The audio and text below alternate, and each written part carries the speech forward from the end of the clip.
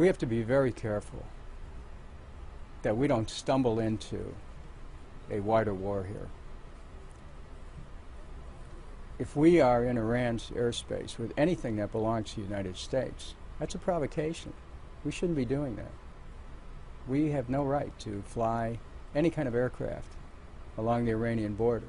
It's fundamental.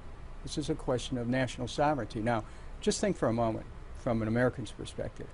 How would we feel if an Iranian aircraft, manned or not, was intercepted near the American coast?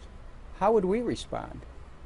I would think that there would be an instant response and a military retaliation, because America does not tolerate any type of intervention in our airspace, and that's a matter of national security. Does not Iran or any other nation have the same claim to sovereignty? So if we don't have the capacity to be able to see how these actions are seen in another country, then we really don't have an ability to be able to come up with a coherent foreign policy. We're talking about the CIA here. We're not talking about Papa Drone. The Central Intelligence Agency is well known to be guiding drones that are used in strikes. And, you know, we have to be very careful here. But the United States inevitably speaks with one voice, whether it's the CIA or the United States military. The United States speaks with one voice.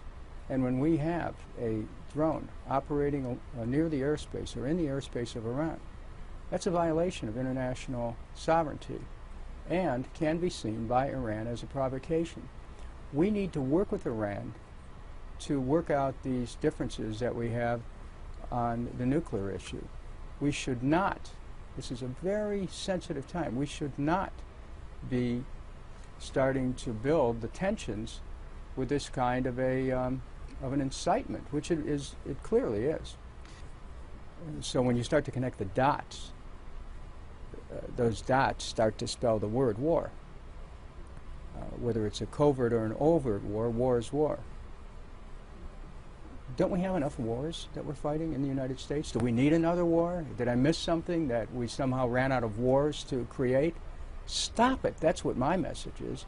Stop this. Stop the escalation. Stop trying to substitute war for diplomacy. There are those who say war is diplomacy by another means. No, war is war. And diplomacy is about the science of human relations, if anyone believes in such a thing in this town. Well, I suppose there are those who would say diplomacy is simply not working with Iran in dealing with its nuclear How would we ambitions. know if we move to the next step?